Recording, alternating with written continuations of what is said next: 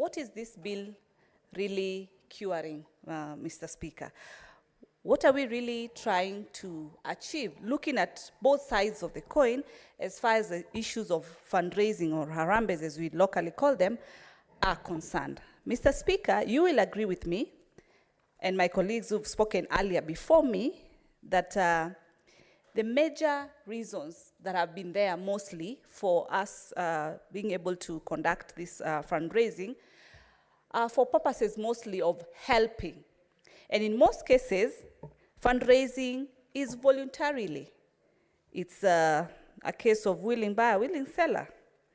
But Mr. Speaker, what does it really focus on? It focuses on issues, mostly education issues, where people are doing Harambees for education matters, medical issues, funeral issues, and such alike. And also, where we publicly build public infrastructures. Public infrastructures range from mostly the schools and narrowing it down to our churches. But as far as building churches are concerned, Mr. Speaker, even the Bible says that the church shall be built by the people. And as Christians, we've done that very well. But I'm happy this bill does not really touch so much when it comes to the issue of the church. It does not really affect the issues of tithe or any contributions as far as churches are concerned, because the Bible is very clear that it is us to build the churches. It is us to build the mosques, and that has taken place. Mr. Speaker, allow me to refer to the Bible.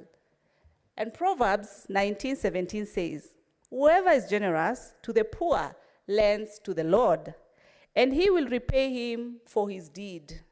Mr. Speaker, further, Proverbs 22:9 says, "The generous will themselves be blessed, for they will share their food with the poor.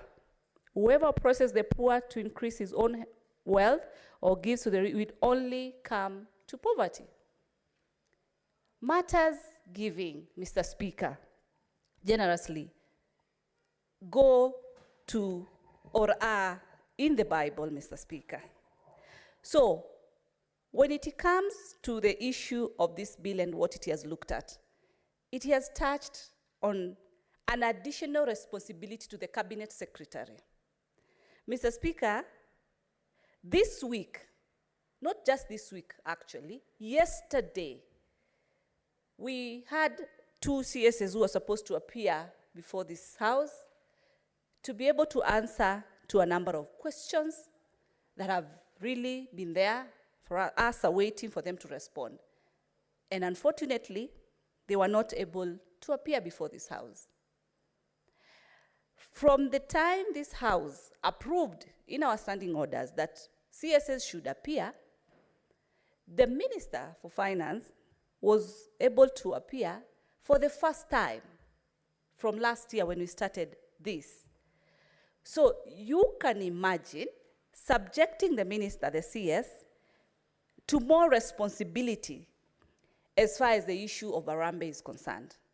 Now, just random statistics, you would agree with me, Mr. Speaker, that if I'm not wrong, or I don't have the exact number, but we might not be having less than even 2,000 Harambees right now as we speak, going on in this country because of the different issues that are there. And if it's lower, maybe even 1,500, Mr. Speaker. So you tell me the time that the CS will have, one, to vet all this with all the necessary requirements that have been stated before this bill to ensure timely response within the duration that has been given, Mr. Speaker, the 14 days that have been stipulated. Will it be enough, putting in mind, just in a day, how many applications can be? Why are we still giving more responsibility to the ministry instead of focusing on the CS, giving us the audit reports in regards to the issues, matters, public debt, how much and how we intend to collect more revenue, At the same time, timely disbursements of the funds to the counties as required, Mr. Speaker. That is where the focus should be. So bringing in the issue of fundraising and adding more responsibility to the minister is uncalled for. Actually, the best person in most cases, since we have what we call Nyumba Kumi, and also we have our chiefs at the mashinani lower level, they would be the best people to try and engage, as they normally give permits for gatherings to take place. Then maybe in one way or the other, they would be in a better place, because they are actually much more confined within the environments of where this Harambee is supposed to take place. And they're in a better place to understand what really is the Harambee for. Because as I've said earlier, most of these Harambees are mostly for medical, education, funerals, and the like, or building a community infrastructure that will be able to help the people. So there would be better place than just coming. You can imagine someone coming all the way from Kitui, all the way to Nairobi, to submit application for permit, for Christ's sake. As much as I've seen the part where the county is involved, but seriously, where I sit in one of the committees called CPIC, where we do audit, Mr. Speaker, we are struggling with late submissions of even documents that then are not able to help in the conclusions on audit. Then when you ask the members of the county through the executive, they keep on telling you, give us more time, this was the issue, or it has been submitted but late submission. Now, look at what we still want to make them do. But what is important at the end of the day, what are we trying to solve, Mr. Speaker? What is that one or two things that we are trying to cure today, as far as these fundraisings are concerned, Mr. Speaker? Is it the issue of money laundering? Is that what we want to get to the bottom of? Then how do you deal with that, Mr. Speaker? We have government agencies. The EACC is there, and other government agencies, to be able to embark and look at these matters, if that is what they're trying to cure. What are we really trying to cure?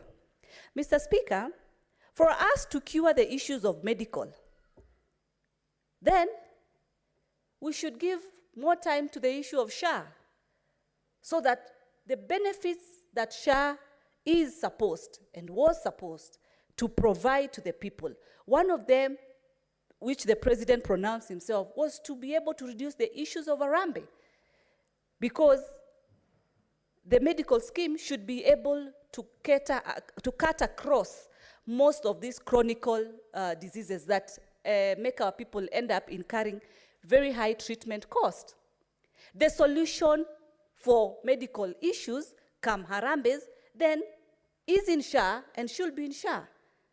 The discussion should be the speed up of ensuring people register, and the system is rolled out maximally, as we've seen in counties whereby this is taking place, so that when we achieve 100% registration and roll-up of SHA, then we'll be able to have the benefits that SHA has introduced, especially when it comes to financial issues, Mr. Speaker. The other issue, Mr. Speaker, as far as Harambees are concerned, which personally have participated in contributions. Just the other day, this weekend, I did a contribution to a foundation of one gentleman, Meshak Mwenge, in Machakos County, with his good intentions of still helping the needy. But now, now focusing on the element of education factor, why people do Harambees for education, Mr. Speaker, the focus and the solution should be on free education in this country. So who will come and tell you, can you support my child to pursue this particular level of education? If from the lower level of education, the primary level, to the highest, which is the university level, there is free education, then we will not need to have the discussion of Harambees for education matters. On the medical issue, SHA should be able to take care. So what are we left with, Mr. Speaker? Looking at the issue of the church, it's not really dealt with in this bill. So that is taken care of. Mr. Speaker, the other issue of the mostly of these contributions and all that, they are because of the issue of the funerals, when we lose our loved ones. Mr. Speaker, culturally, and from where I come from the Eastern culture, when you lose your loved one, the culture, and as most cultures, will replicate, in most scenarios, we say, you do not bury for yourself your own person. The community, the friends, the neighbors, they help you mourn. They help you to give a decent send-off to your loved one. It's a culture that has been there. And people normally come together. They condole with you. They share with you and help you in ensuring you just give a decent send-off. And in most scenarios, it's normally very voluntary, but comes from a culture that has been there. Now, looking at the timelines that have been set here, one of the first timelines by the CS was 14 days. And then further to that, Clause 16 has talked about the additional, the committee shall within 10 days upon receipt of the application be able to examine. Now, it moves from one body, 14 days, it goes to another committee for 10 days. Now, you've lost a loved one. Those are 24 days. Those are like 3 weeks, 3 days. And in our culture mostly, like with all due respect to the Muslim, they bury immediately. It's like almost the same day. For us as Christians, normally in most scenarios, it's like within 2 weeks. It just takes about 2 weeks. So if there's support that is needed and all these processes have to take place, then when we give a decent send-off to our loved ones, it doesn't really make sense at all, Mr. Speaker. And so what I would recommend to the majority leader, as far as this bill is concerned, Mr. Speaker, is to redraft and just do very simple amendment as far as the issue of the state officers is concerned. He's talked about the state officers not participating, yes, they can participate, but not being, the chief guest and all that, and leading this particular fundraising. In short, to step aside. Is it a good thing? Is it a bad thing? Yes, it's a good thing. So that the state officers can be able to fully concentrate on their responsibility. It is not how much I've been able to contribute versus what my opponent has been able to contribute. It's not a competition, Mr. Speaker. It doesn't give you an award at the end of the day, because this is a voluntary process, Mr. Speaker. So, but it achieves the element that the state officers can just be mandated to ensure they partake their roles without involving themselves so much with other responsibilities. I've seen it has also talked about the 3-year period, whereby if you intend to vie for a particular position, then within the 3 years before that before election time, then you should not participate in any of this fundraising. Then it is okay, Mr. Speaker, so that we can be judged not because of how much you've been able to contribute in total, but in terms of how much you are able to offer, how much you're able to do as a leader, but not how much you've been able to contribute, how many sacks you've been able to carry. It should be if you've been able to achieve your mandate and what you promised the people during the campaign time. That's where the focus should be, Mr. Speaker. So if this amendment, if the majority leader would just refocus and narrow it and target, yes, the state officers, then that would be making sense, Mr. Speaker. Lastly, as I conclude, Mr. Speaker, Clause 31 talks about not more than 5% of the targeted amount to be raised shall be utilized in defraying administrative expenses related to the fundraising. What are we doing? Like, really? 10 million, 5% of 10 million, Mr. Speaker, is 500,000. So why should we contribute and still subject ourselves to more room for giving an opening that money can still, again be spent? That's why I'm looking at it like, what are we really trying to achieve? If it is to control that the state officers should be barred from fundraising, then that's a whole different thing. Does it make sense? It makes sense, so that it reduces what has been there publicly in terms of the issues that have earlier cropped up. Are we saying that state officers cannot help, cannot assist? No, it is voluntary.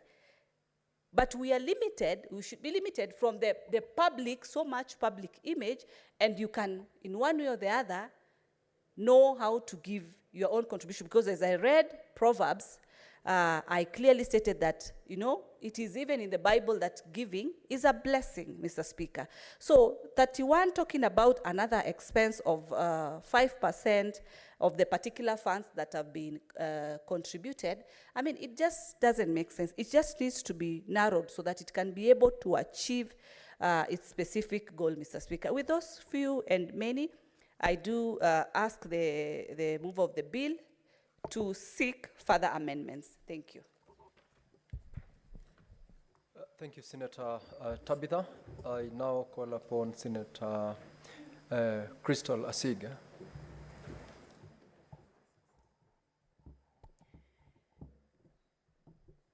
Speaker, thank you so much.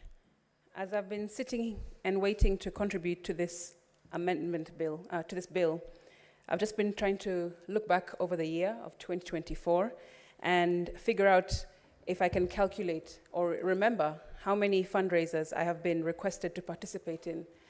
And to be honest, Mr. Speaker, I haven't thought of 1 week so far this year that I have not had to fundraise for one or two or multiple different types of appeals. And more recently, Mr. Speaker, just this month, it was with profound sorrow that I learned the passing of Eunice Kwindwa, formerly of Central Bank of Kenya. She died on Sunday, 3rd of November, and will be buried just this weekend on the 16th in her home county of Tana River. Mr. Speaker, Mama Eunice was the devoted wife of the late Ambassador Fares Kwindwa, EGH, EBS, who actually served as Secretary to the Cabinet and Head of Public Service. She was a cherished mother of Sharuti, Kido, Olympia, Abaria, Kirongo, and Maombi. And Mr. Speaker, these 5 children are friends of mine, family friends. We lived together in Mombasa, we schooled together in Mombasa, and it pains me to have to accept that they've lost their father before, the late Ambassador Fares, and now their mother to cancer. And it was just yesterday, actually, when we sat here in this house and considered in the Committee of the Whole the Cancer Prevention Bill. So all of these things put together, and now considering this bill before us, really makes me have mixed feelings about how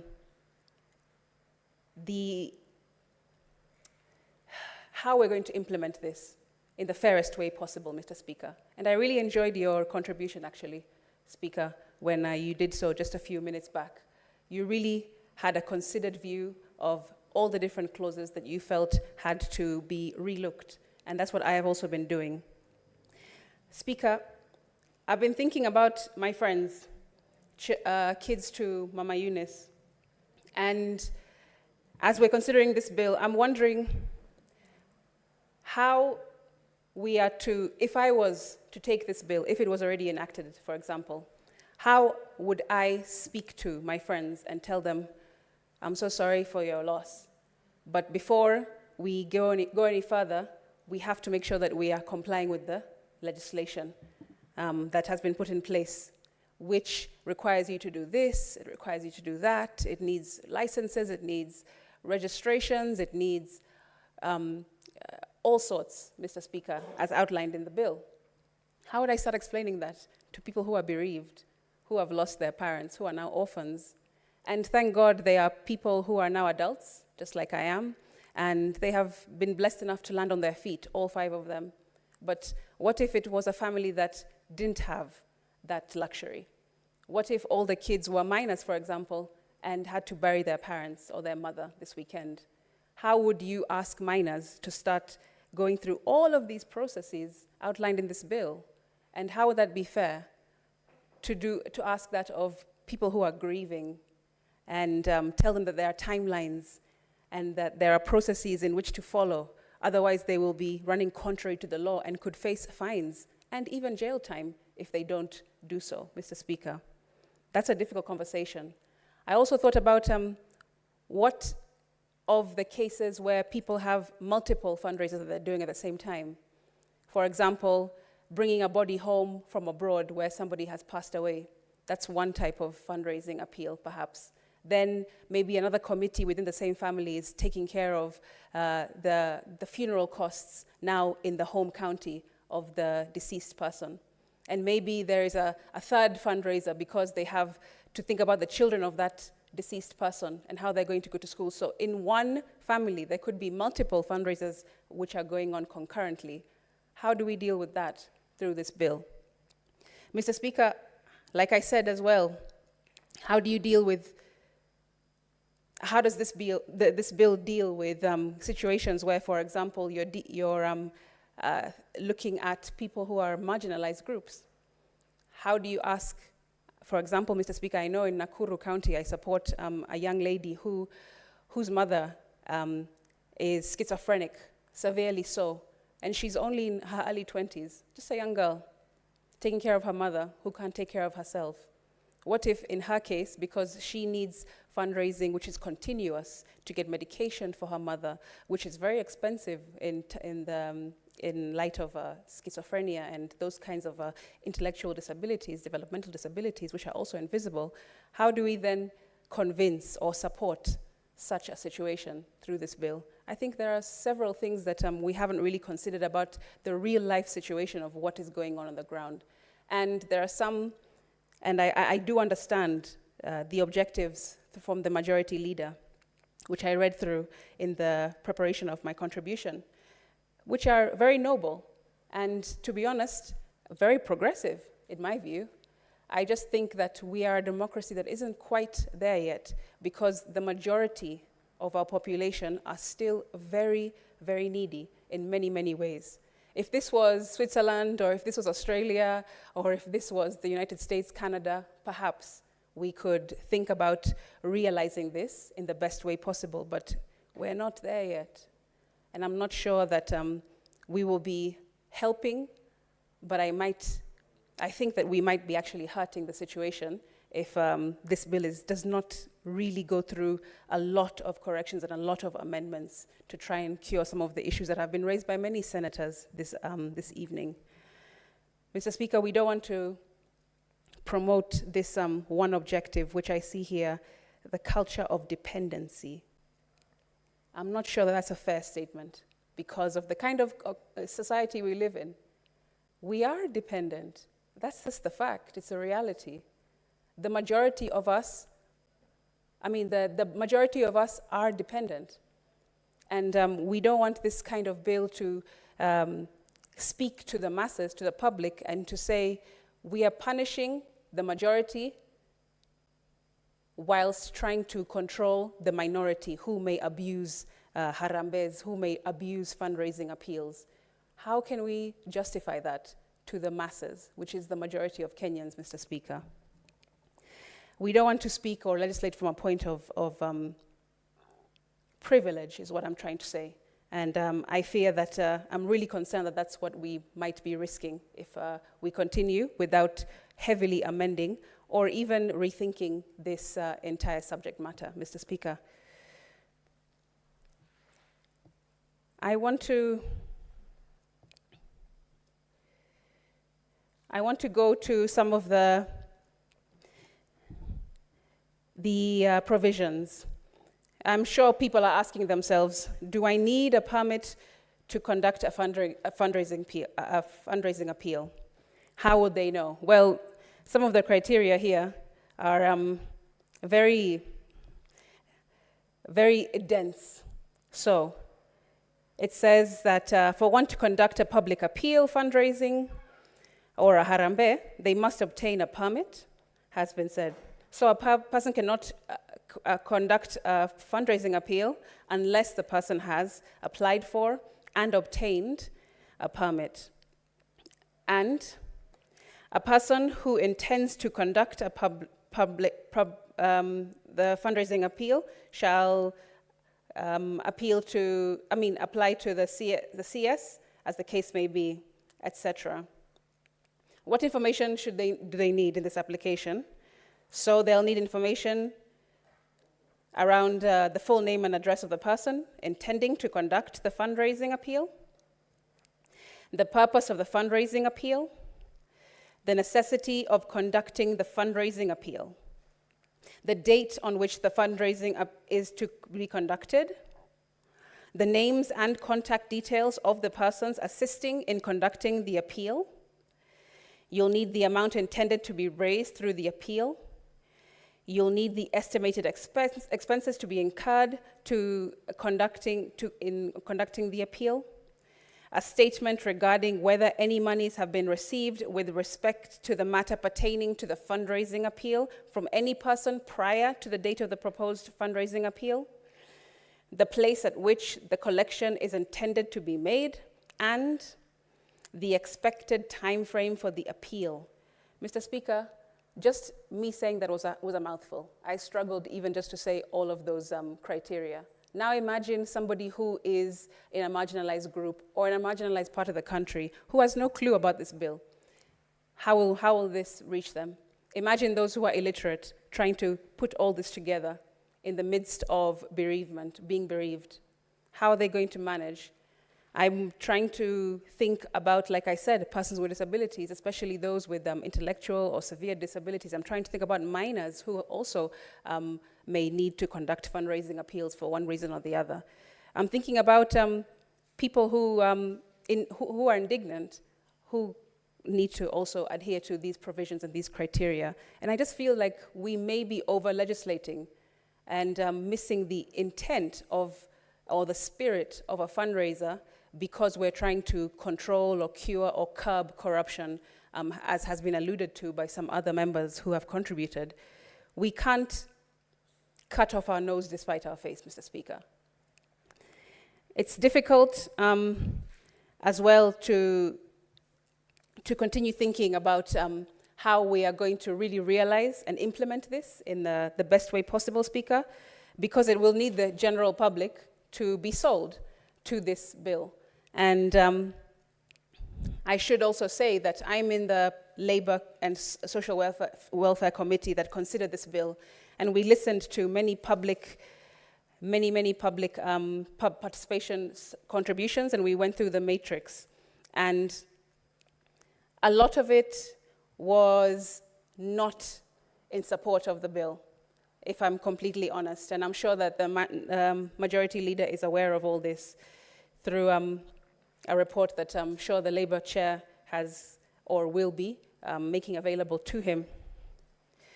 Mr. Speaker, it's not just the public individuals, we also had institutions, Council of Governors, and so on, many other stakeholders. Mr. Speaker, I want to just share a couple of these thoughts that I found quite interesting myself and powerful when I listened to them. They opposed the sweeping provisions of this bill in general, Mr. Speaker, like I said. They said that this bill, which seeks to regulate public fundraising activities, commonly known as Harambees, is fundamentally flawed in its approach and its intent. Rather than address the root cause of the pervasive need for public fundraisers, the bill focuses on controlling the symptoms of systemic government failures. While they acknowledge the need for regulation in specific areas, Speaker, such as fundraising activities involving politicians, especially political aspirants and religious institutions, These citizens believe that the bill in its current form unfairly burdens ordinary citizens who rely on community support to address gaps in essential services by the government. They advocate for a more focused approach that targets the misuse of public funds and resources by those in positions of power, Mr. Speaker. Public fundraising, or Harambees as we know them, have become a necessity to the failure of government institutions to provide adequate and accessible healthcare, for example, education, and social services. The bill fails to address root cause of Harambees, Speaker. The bill doesn't propose any solutions, they say, to reduce the reliance on Harambees, nor does it acknowledge the systemic issues that necessitate these fundraisers in the first place. They say that the bill imposes additional regulatory burdens on citizens who are already struggling to meet basic needs, Mr. Speaker, by requiring permits and detailed financial records and imposing penalties for non-compliance. The government is effectively penalizing those who are forced to rely on public goodwill to survive. This is not only unjust, Mr. Speaker, but also very counterproductive. And I could not agree more when I listened to some of these views, Mr. Speaker. You are not curing one problem, but you are exacerbating another. The bill suppresses community solidarity. They told us it undermines the very fabric of our society, where communities come together to support one another in times of need. Ubuntu, Mr. Speaker. That's what African culture is about. That's what Kenyan culture is about. The resources and effort required to enforce this bill would be better spent, Speaker, on addressing the underlying issues of healthcare, of education, and social welfare. Go down to the root. Instead of policing citizens who are trying to help one another, government should strengthen public institution and infrastructure to reduce the need for such fundraising, right? We have to get to the root of the problem, not just deal with the branches and the leaves of a problem. Otherwise, we may be doing an injustice to our people who most need this particular type of community service, this type of community support through fundraisers. Senator Crystal, you have got 5 minutes out of your time to conclude on your contribution. Thank you very much, Speaker. I was actually going to my conclusion. Thank you.